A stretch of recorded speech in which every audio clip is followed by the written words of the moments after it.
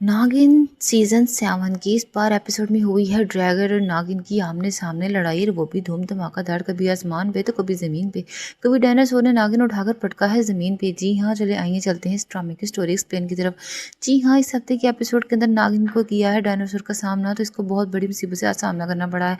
हमारी tele news के मुताबिक तो जो अपडेट्स थी वो तो मैं आपको देती ही रही हूँ, तो क्यों ना अब इसकी चलते हैं सही मुद्दे पर। जी हाँ, इस हफ्ते की एपिसोड में हो चुका है धमाके पर धमाका, क्योंकि आर्यमन के जितने भी शेयर थे वो उसके ही दो भाइयों ने, उसके प्लस कजनों ने उससे लेकर दे दिए हैं विक्रम को, क्योंकि विक्रम के साथ तो उसकी दुश्मनी चल रही है, और वो भी आहाना को लेकर। और आहाना को लेकर इस बात की दुश्मनी के अंदर आपको दिखाया गया है कि राधिका बहुत ही परेशान हो जाती है जब ये सारे शेयर्स उससे ले ले जाते हैं, और भरनी भी बिल्कुल परेशान उसके मुख की तरफ देख रही होती है, न जाने अब क्या होगा।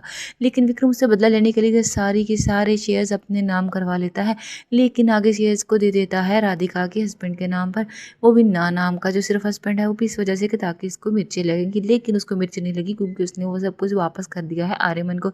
ये सब चीज़ें राधिका पीछे खड़ी देख लेती है अनंता, और अनंता को इस बात का बहुत ही दुख दिल से एहसास होता है कि न राधिका सच में आर्यमन से मोहब्बत करती है, और वो इस बात को तय कर लेती है कि वो इन दोनों को एक बनाकर ही रहेगी। अब ये सोच ही रही होती है कि उसी वक्त ही राधिका जाती है उस छत सीढ़ियों की तरफ, तो एकदम से ऑफिस में आवाज़ आती है और हर तरफ आग ही आग दिखाई देती है। राधिका ये सब कुछ देख के बहुत ही ज़्यादा डर जाती है, और डरते डरते सहमते पहुंचती है लिफ्ट की तरफ, लेकिन आगे लिफ्ट बंद दिखाई देती है और उसी आगे सीढ़ियाँ दिखाई देती हैं, तो वो सीढ़ियों की तरफ भागती है।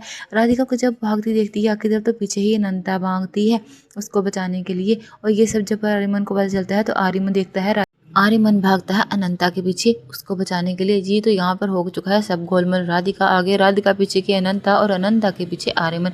जैसे ही राधिका सीढ़ियों पर पहुंचती है, तो उसे देखती है कि राधिका आगे आग में लगकर लिपटी हुई है। राधिका ये देखती सीढ़ी पर चढ़ जाती है दीवार की तरफ, और उसे लगता है कि मैं यहाँ खड़ी होकर बच जाऊंगी, लेकिन उसी वक्त उसे चक्कर आता है, उसका पैर फिसलता है और वो पीछे की तरफ को गिर जाती है। और अनंता ये सब कुछ देख लेती है और उसे बचाने के लिए आवाज़ लगाकर फौरन से उसके पीछे भागती है, लेकिन उसी देर को बहुत देर हो चुकी होती है और राधिका हवा में झूलती नीचे गिर जाती है। इससे पहले वो नीचे गिरे, और उसी वक्त ड्रैगन आता है और उसको अपने बाजू में पकड़ लेता है। ये सब जब नागिन देखती है तो बहुत ज़्यादा खौफजदा हो जाती है, क्योंकि उसे लगता है आर्यमन से मोहब्बत करता है, और आर्यमन की मोहब्बत को बचाना तो हर कीमत पर ज़रूरी है। और आर्यमन भी भागा उसके पीछे आ रहा होता है, और उससे पहले वो पीछे आए नागिन रूप लेकर। अनंता राधिका को अपनी पूंछ में लपेटकर उसे तो बचा लेती है, फिर आसमान पर होती है ड्रैगन और नागिन की सरेआम आमने सामने लड़ाई। लेकिन इस लड़ाई में राधिका अनंता के बिल्कुल भी माइंड काम नहीं कर रहा, क्योंकि ये सब कुछ राधिका का सोचा समझा हुआ खेल है, क्योंकि ये ड्रैगन जो है वो भी ड्रैगन नस्ल का ही है, और राधिका भी एक ड्रैगन है, तो ये बात बिल्कुल बेखबर है। लेकिन इस बात से बेखबर ड्रैगन और अनंता के बीच में बहुत ज़्यादा लड़ाई हो जाती है।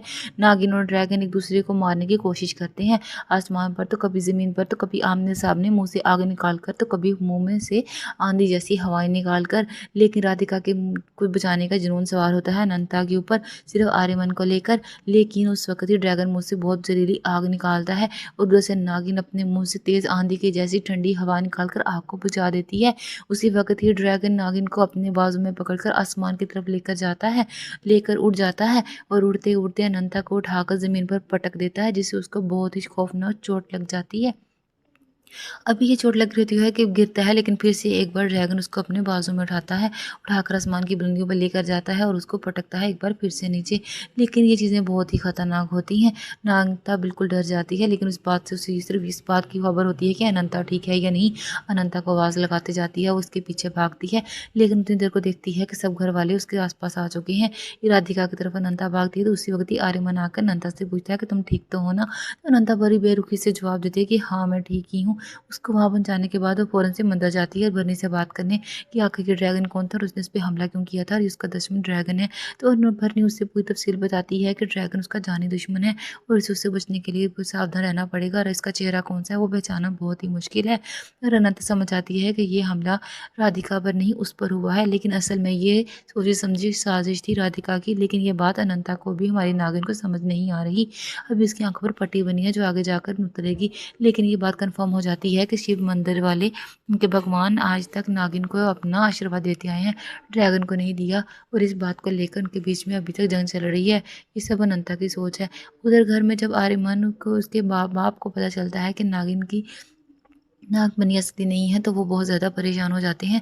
उस वक्त ही उन्हें ख्याल आता है कि नागमणि शायद नकली हो, लेकिन आर्यमन जो बचपन का साइंसदान का बेटा, उसको गोद लिया गया है और उसकी चाबी खुलेगी 3 तो उसकी चाबी खुलनी थी 3 दिन बाद, जो लॉकर आर्यमन के नाम पर है। उसके बाद ये आर्यमन को जान से मारने का साजिश करते हैं और ये आज उसको याद आता है कि जब उसके साइंसदान बाप ने ये किताब नागिन की रूप की उसके हवाले की थी, जिसमें नागिन को मारने का और कुल की रानी का सारा सच लिखा हुआ है।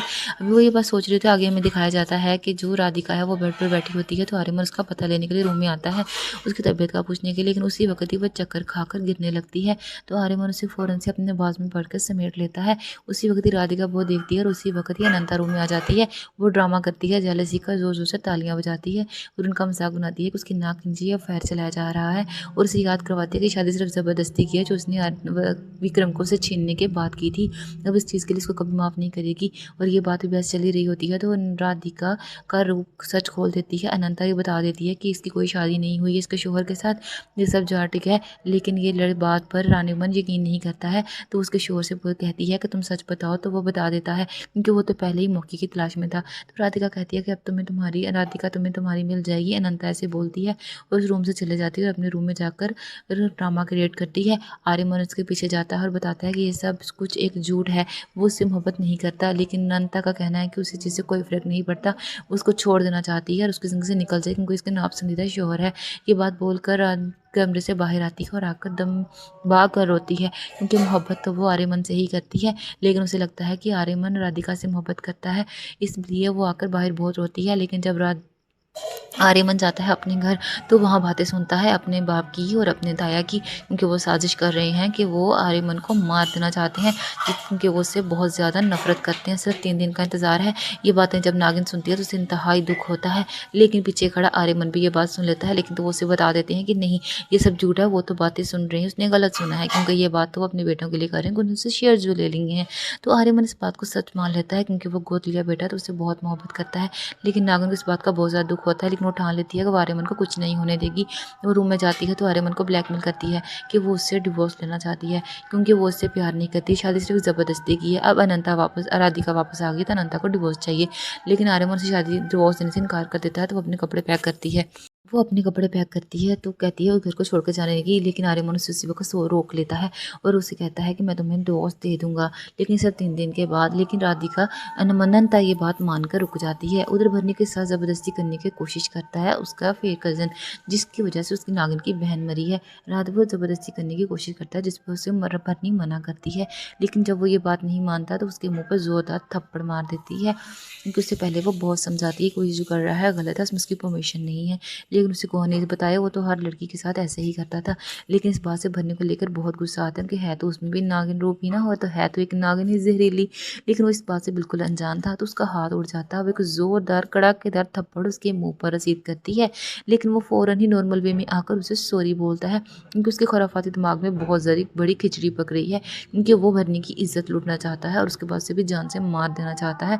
तो वो वहाँ से चले जाती है, लेकिन अब वो सोच लेता है कि अब इसका इंतकाम होगा, थप्पड़ का अंजाम बहुत बुरा होगा। अब वो भरनी को मारने की कोशिश करेगा, लेकिन उसे नागिन रूह आके बचा लेगी। उस वक्त ही भरनी फ़ोन करती है कि 5 साइंसदानों की जान खतरे में है और नागरानी को उसे बचाना होगा। वो फ़ौरन से निकलती है। मेरा चैनल लाइक शेयर सब्सक्राइब करिएगा। मोर एक्सप्लेन स्टोरी ऑफ नाग